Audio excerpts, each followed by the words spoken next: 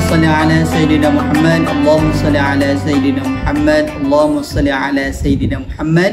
Assalamualaikum warahmatullahi wabarakatuh. Alhamdulillah, bertemu lagi kita dalam ta'lim hadis. Hadis pada hari ini saya akan membacakan hadis yang bertajuk mencari malam Lailatul Qadar. An Aisyah radhiyallahu anha anna Rasulullah sallallahu alaihi wasallam qala taharru lailatal qadri fil witr minal ashri al awakhir min Ramadan. Wa 'an Ibni Abbas radhiyallahu anhuma anna an-nabiy sallallahu alaihi wasallam qala altamisuha fil ashri al awakhir min Ramadan lailatal qadri fi tasi'ati tabqa fi sabi'ati tabqa fi khamisati tabqa. Maksudnya daripada Aisyah radhiyallahu anhu, sesungguhnya Rasulullah sallallahu alaihi wasallam bersabda, carilah Lailatul Qadar pada malam-malam ganjil di 10 malam yang terakhir dari bulan Ramadan. Daripada Ibnu Abbas radhiyallahu anhu, sesungguhnya Nabi Muhammad sallallahu alaihi wasallam bersabda, carilah Lailatul Qadar pada 10 terakhir dari bulan Ramadan, pada malam 9 terakhir, pada malam 7 terakhir, pada malam 5 terakhir. Urusan melalui hadis ini Rasulullah sallallahu alaihi wasallam menggalakkan setiap muslim agar mencari Lailatul Qadar pada malam-malam ganjil di 10 malam terakhir Ramadan. Menurut Al-Imam Al-Nawawi, malam ini dinamakan sebagai Lailatul Qadar kerana pada malam tersebut berlakunya ketentuan yang penting buat para makhluk.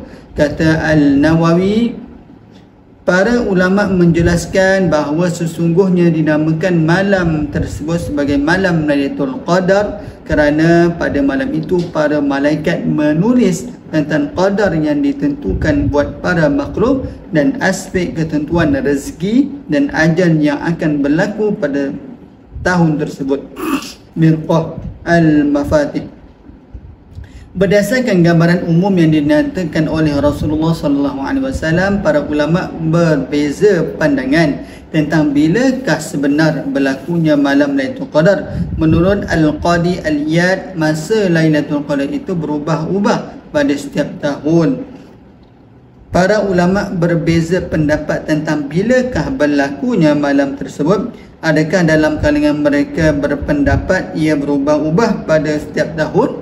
Pada tahun ini mungkin malam sekian, namun pada tahun depan mungkin malam yang lain pula.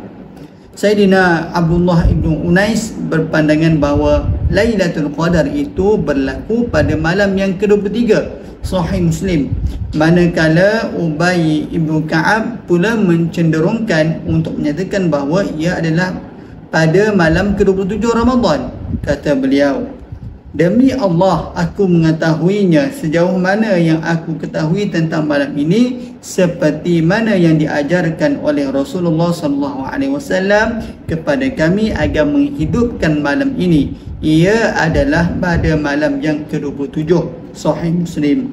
Pada hakikatnya tiada siapa pun yang mengetahui tentang bilakah berlakunya Lailatul Qadar ini, kerana ia hanyalah diketahui oleh Allah. Waktu Lailatul Qadar ini sengaja disembunyikan dari pengetahuan manusia agar kita berusaha pada setiap malam untuk mendapatkannya.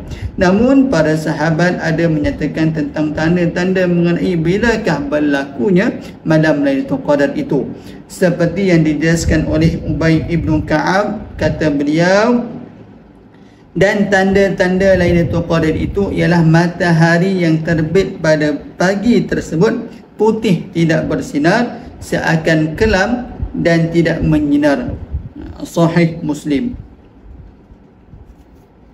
Tidak kira bila sekalipun berlakunya Lailatul Qadar tersebut, setiap Muslim hendaklah berusaha bersungguh-sungguh untuk mendapatkan ganjaran pada 10 malam terakhir Ramadan kerana ganjarannya adalah menyamai 1000 bulan. Alhamdulillah telah selesai hadis pada hari ini. Semoga apa yang kita dengar dan kita faham dapat kita amalkan serta sampaikan kepada semua. InsyaAllah. Allahumma salli ala Sayyidina Muhammad. Allahumma salli ala Sayyidina Muhammad. Allahumma salli ala Sayyidina Muhammad.